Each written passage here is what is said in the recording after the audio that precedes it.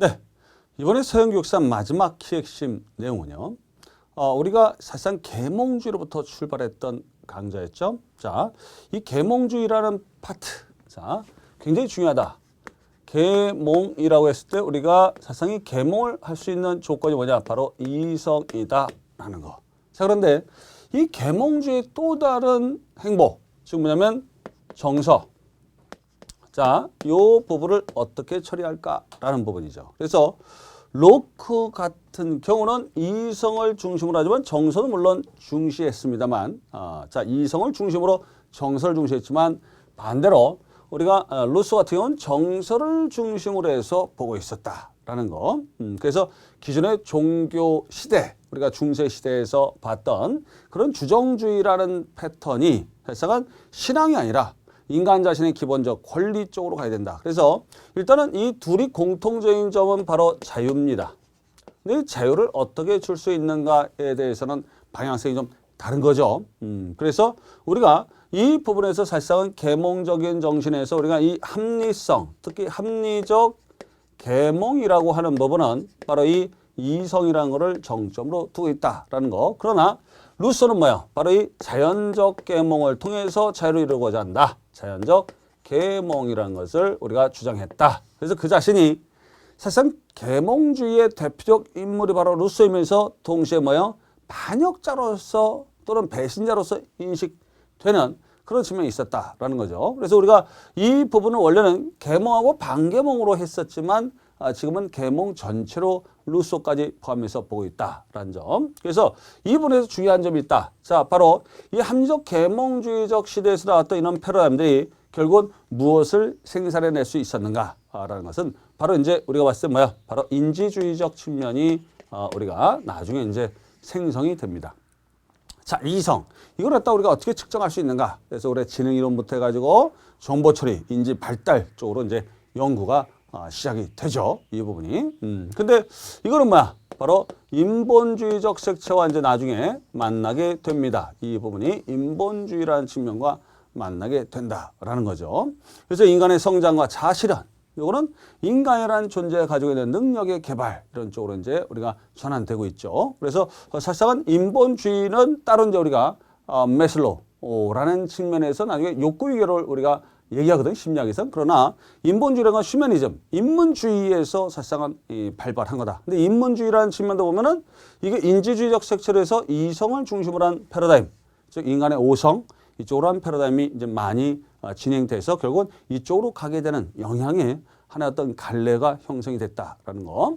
또 중요한 것이 있었다. 뭐냐면 이 계몽 시대의 어떤 접어들기 전에 어떤 여러 가지 어떤 신인문주의 또는 인문주의 여러 가지 패턴이 있지만 우리가 이 이성을 통해서 볼 수 있는 여러 조건들이라는 것은 결국은 형식이라는 것을 그대로 따르게 되는 그런 교육과 만나게 된다는 거. 그리고 이런 어떤 정서를 중심으로 한 것은 그들의 흥미라든가 그렇죠? 심리적인 정서를 보게 되면 비형식이라는 것과 나중에 이제 만나게 된다. 그래서 우리가 구성주의다. 그러면 이제 이쪽과 또 나중에 만나게 된다. 구성주의와 또 우리가 객관주의를 구분할 때 이 객관주의적 패러다임이 여기에 좀 많이 강조가 되고 있다. 그래서 이성 개발을 위해서 우리가 나중에 본질주의라든가 이런 쪽이 이쪽에 연결되어 있고, 그다음에 진보주의는 여기에서 영향을 받은. 그래서 이 구성주의자는 사실상은 이 터널한 사람을 기점으로 해서 정립이 됐지만 사실상 뭐야? 피아제, 비고치키, 존 두이, 브루너 이런 사람들 다 구성주의로 몰리는데, 물론 인지주의자들도 포함된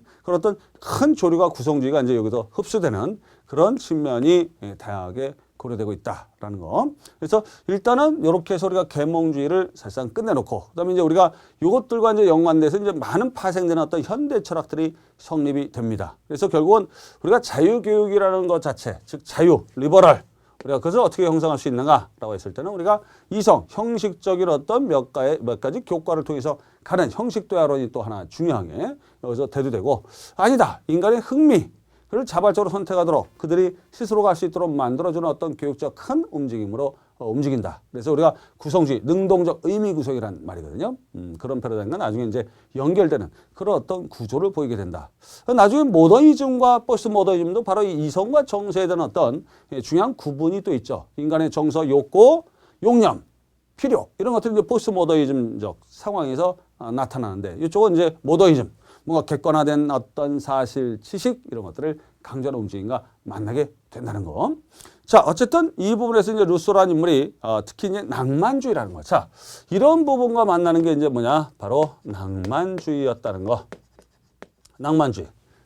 그리고 낭만주의 교육에서 아주 중요한 어떤 몇 가지 사실들은 뭐 썸머잉, 우리가 발도르프 학교, 자유학교 이런 것들이 여러 개가 노작학교 이런 것들이 성립돼서 학생들이 가지고 있는 어떤 그들의 어떤 소규모 집단적 교육을 통해서 개별적 상호작용이 좀 많이 되는, 그러니까 집합형이 아주 큰 대규모 학교가 아니라 좀 뭔가 학생들의 인간적 상호작용 이런 부분을 좀 강조하는 그런 패러다임과 움직임이 있었다. 그리고 교사와 이 개별적 만남, 접촉 이런 것을 강조하는 어떤 움직임과도 관련돼 있었다라는 거. 그래서 이 낭만주의 스펙트럼이 사실상은 교육뿐만 아니라 문화, 예술 천만에 사실상 우리가 퍼져 있는 그런 것도 우리가 볼 수 있다라는 거죠. 그래서 결국은 이 루소의 기점은 이런 것들을 포함하고 있다라는 거. 이걸 여러분들 알아두셨으면 좋겠습니다. 그리고 존 로크란 인물 자체는 백지설이라는 것을 얘기했지만 이 백지설은 자유주의적 토대, 우리가 나중에 이제 경제, 법률 이쪽에 엄청난 어떤 이론적 배경들을 주고 있다는 거. 그런 점. 그리고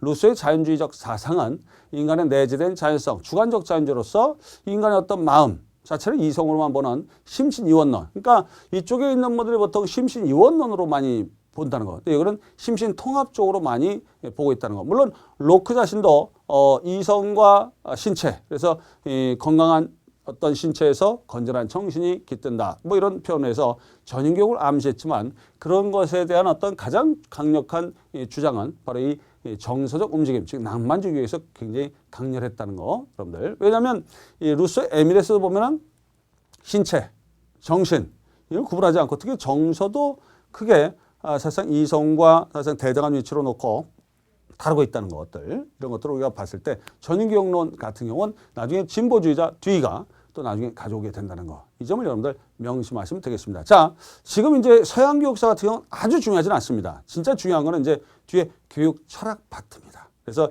이 서양 교육사에 다루고 있는 어떤 주제들이 있잖아요. 거기에 보면은 뭐 이 199쪽부터 있는 주제들은 한번 그냥 잠깐 참고해서 그냥 한번 읽어보고 여러분들 나름대로 생각만 하셨으면 좋겠습니다. 왜냐하면 그 뒤에 주제들이 상당히 많거든요. 근데 사실상은 이 부분은 한번 여러분들이 참고해서 한번 보셨으면 좋겠습니다. 자, 이제 철학으로 돌입하겠습니다.